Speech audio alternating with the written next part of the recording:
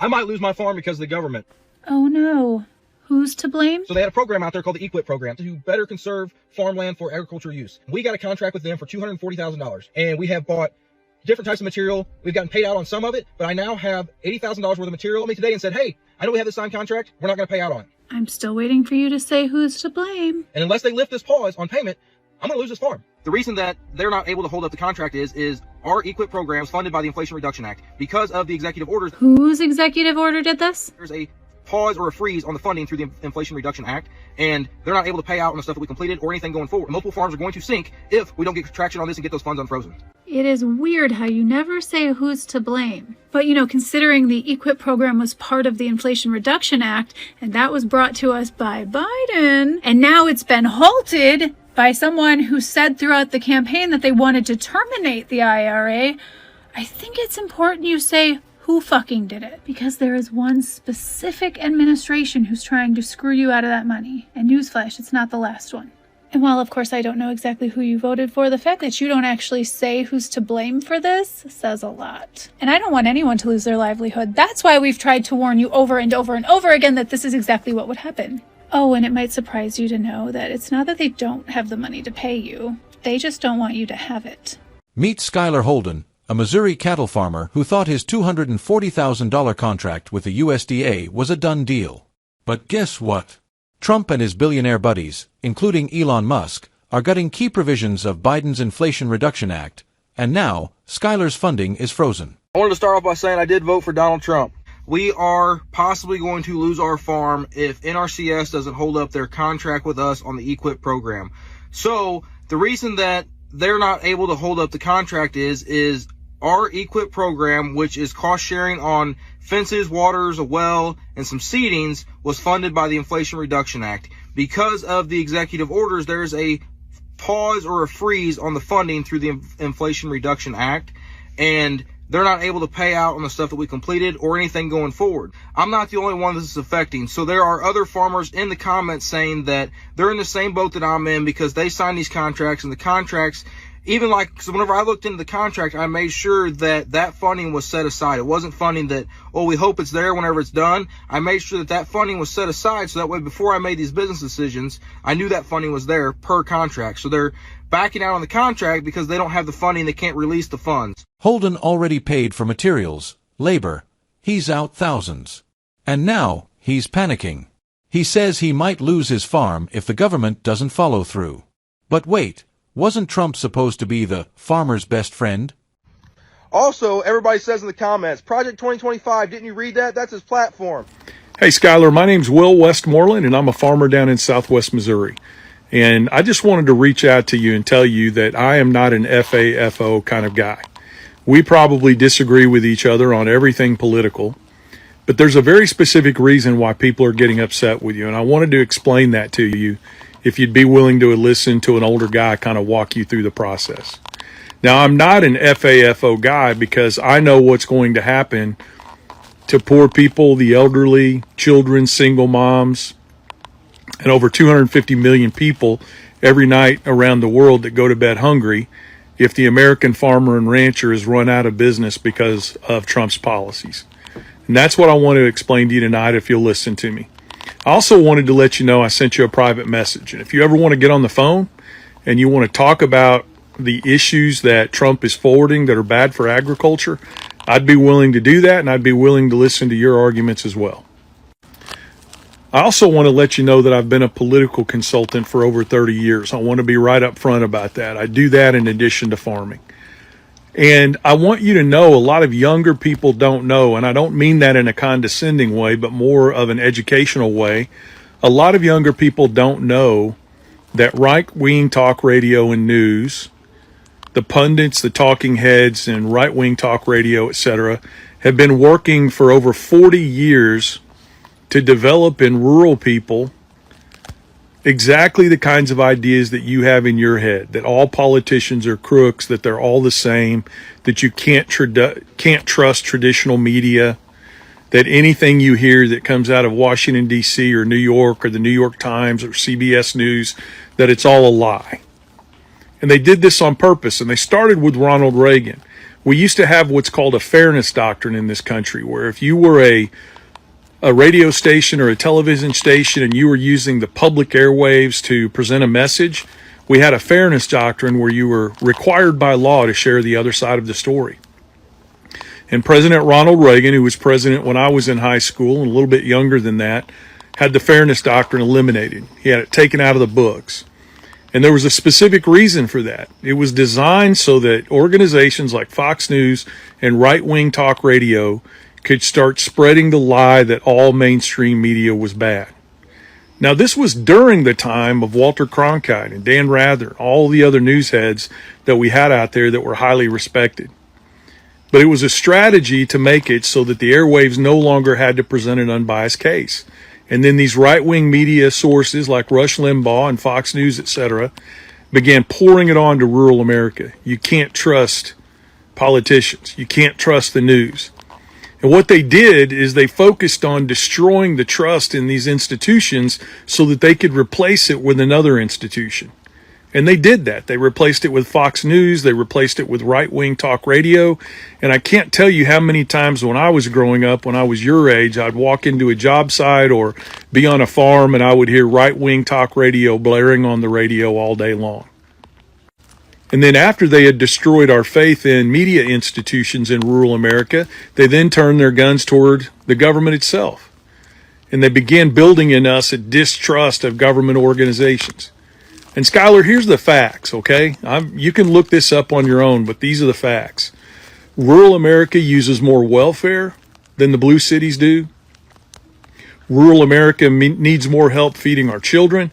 We need more help keeping our hospitals open. And guys like you and I, farmers out there that grow row crops or do agroforestry or raise cattle, we take welfare too. Now, I don't think there's anything wrong with that because we can't control the cost of our inputs. We can't control the cost of what we sell our products for. We got to pay for shipping both ways, as Kennedy said. But the reality of the situation is they were able to instill in us the idea that the government money coming to us was okay and was a good thing, but the government money going everywhere else was a scam or a sham or communistic or socialistic, etc. So it reached a fever pitch finally where a lot of rural people, over 70% of rural farmers and ranchers, only believe the Fox Newses and the talk radio. And when they came to you and told you that Trump wasn't going to implement Project 2025 and that he didn't have anything to do with it, you believe that. And you're not alone. All I'm here to tell you is that you were lied to. I'm not asking you to admit you were wrong. I'm not telling you you effed around and found out, because I don't want to see you lose your farm. And if there's anything I can do to help you not lose your farm, I'd be happy to do it. But in the distrust that you built up for government over time, and due to the fact that you didn't think mainstream media was reliable anymore, and you began listening to the news sources that tried to convince you every day that Project 2025 was not a Trump deal, even though many, many people on his campaign worked for Project 2025, they put it together, they helped write it. There was an entire section on agriculture. And in that section on agriculture, they specifically say they're going to cut out programs like this. Then they're going to cut out crop insurance. And Donald Trump is on record, my friend. And Skylar, look this up. Don't take anything I'm telling you at face value. You look it up. That's the difference between me and a lot of people on here. Check what I've said. Make sure I'm not lying to you. But Donald Trump is on record saying that corporate farming is better than small family farms and ranches. And Skylar, that's what they're trying to do. They're trying to corporatize agriculture. And I'm not talking about when you and I go out and put together an LLC so that we can get the tax benefits and the protections from liability that come with that. I'm talking about big ag corporations in Wall Street buying up family farms and ranches as they go out of business so that they can turn it into just another investment. In the last 10 years, we've broken every single record in regard to the number of farms and ranches being bought up by investment companies in the United States. And I'd be happy to share all of that data with you. But my friend, I think the worst thing that they did to us in rural America is they convinced us somehow to place the culture wars over our own well-being. And what do I mean by that? Brother, when I was young, you didn't care what anybody did in their bedroom. Gay, lesbian, trans, whatever. That was their life. And the only way the law changed was just to say that you can't discriminate against those people when you're hiring, and you can't commit acts of hate against them because they're different than you and I as heterosexual white men. That's all the law did. And Skylar, did you know that the Southern Baptist Convention, and I was a Southern Baptist for a long time, do you know that the Southern Baptist Convention had its own clauses in their charter that said that abortion was okay in the event that it saved the life of the mother or the child might be deformed?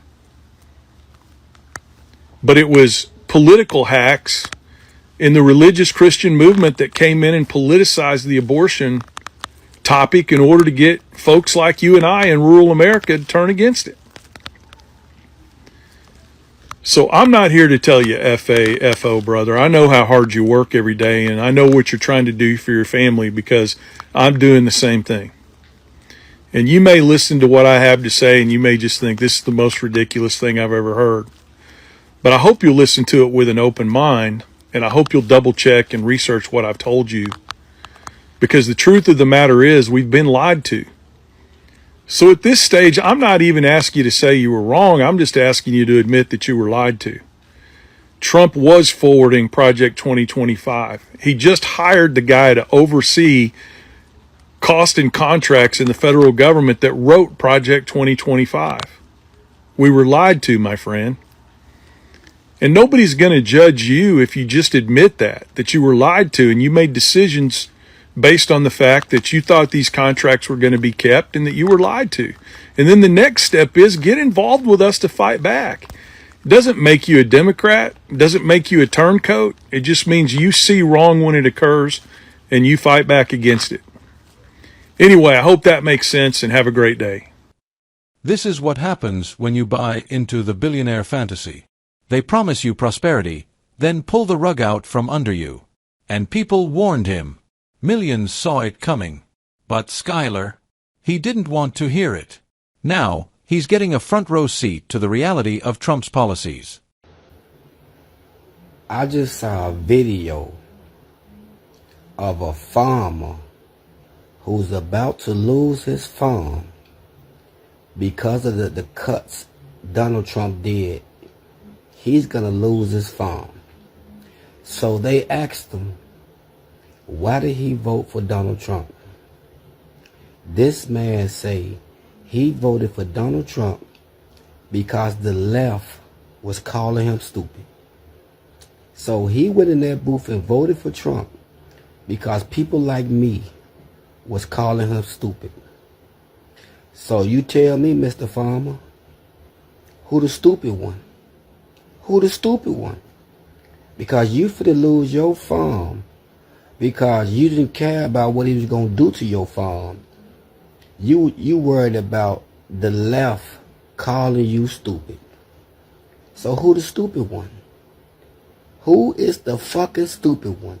You finna lose everything you work your ass out for because the left was calling you stupid.